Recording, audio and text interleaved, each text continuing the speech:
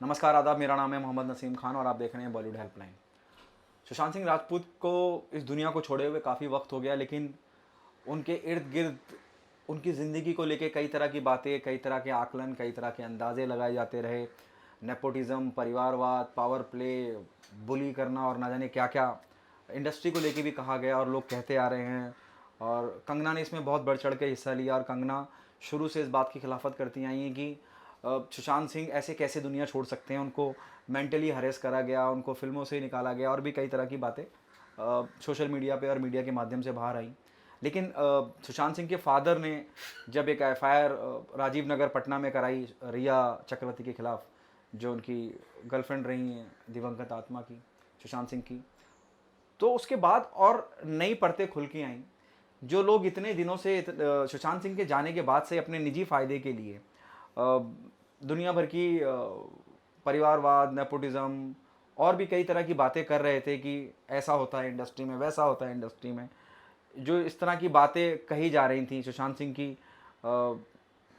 मौत के बाद, अब उस वो सारे के सारे जितने बड़े बड़े दावे और वादे और करे जा रहे थे कि ऐसी इंडस्ट्री है, वैसी इंडस्ट्री है, सुशांत सिंह के पिता ने ये एफआईआर करके रिया चक्रवर्ती को दोषी बताते हैं कि उन्होंने कैसे उनके बेटे को ज़हनी तौर पे परेशान किया।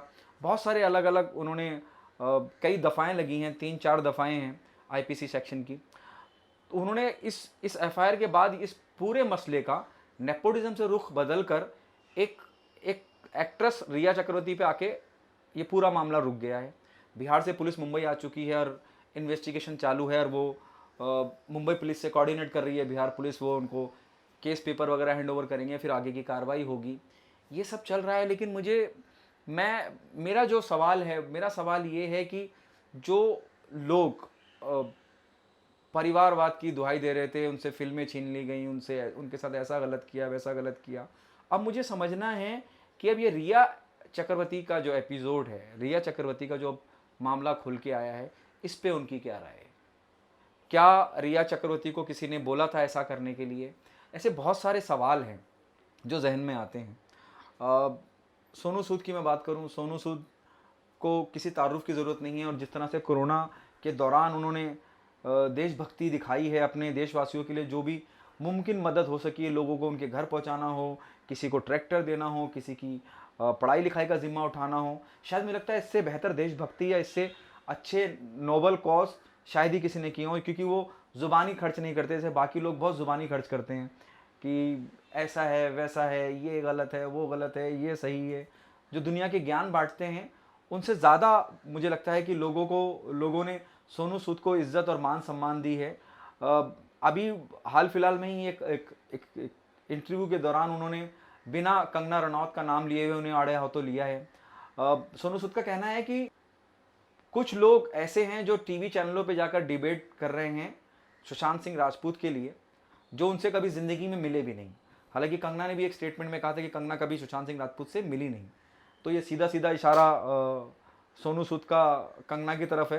हालांकि एक छोटा सा हल्का सा मनमुटाव भी रहा है सोनू सूद और कंगना के बीच में। जिस वक्त मणिकर्णिका बन रही थी उस वक्त डायरेक्टर को लेकर कुछ इशू हो गया था, तो ऑलरेडी सोनू सूद मणिकर्णिका का हिस्सा थे और एक एक ठीक ठाक पोर्शन शूट कर चुके थे। लेकिन जब बाद में इसकी कमान कंगना रनौत ने संभाली तो उनके डायरेक्टर क्रिश और उन्होंने सोचा कि कुछ सीन वापस से रीशूट करे जाएं। इसके लिए कंगना ने सोनू से बात भी की कि आप ये रीशूट करिए, तो सोनू ने कहा इस वक्त मेरा किसी और को डेट दे चुका हूँ, मेरे पास वक्त नहीं है। और कंगना ये चाहती थी कि वो इमीडिएट शूट करें, इस वजह से उन्होंने एंड मोमेंट पे वॉकआउट कर दिया।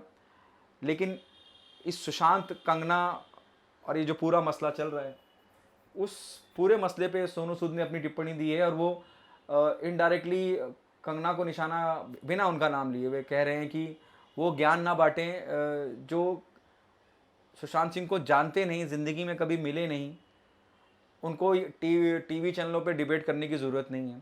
ऐसा वो बंद लफ्ज़ों में इशारा कर रहे हैं। देखिए, मैं पहले से कहता आया हूँ और पहले से बोलता आया हूँ कि जो गलत है वो गलत है। जिसने कुछ गलत किया है तो देश में कानून है, संविधान है, वो अपना काम करेगा, वो अपना फैसला देगा। घर पे बैठ के आप जज, लॉयर, क्राइम ब्रांच, पुलिस अफसर मत बनिए। करने दीजिए कानून को अपना काम, कानून अपना काम कर रहा है। इतना शोर शराबा, इतना हो हंगामा, ये करा गया, वो करा गया, दुनिया भर का तामझाम, हुआ क्या? अब उनके फादर ने कंप्लेंट कर दी है। अब उनके फादर ने कंप्लेंट करी है, पुलिस अपनी कार्रवाई कर रही है, दूध का दूध पानी का पानी हो जाएगा, जो सच होगा सबके सामने आएगा।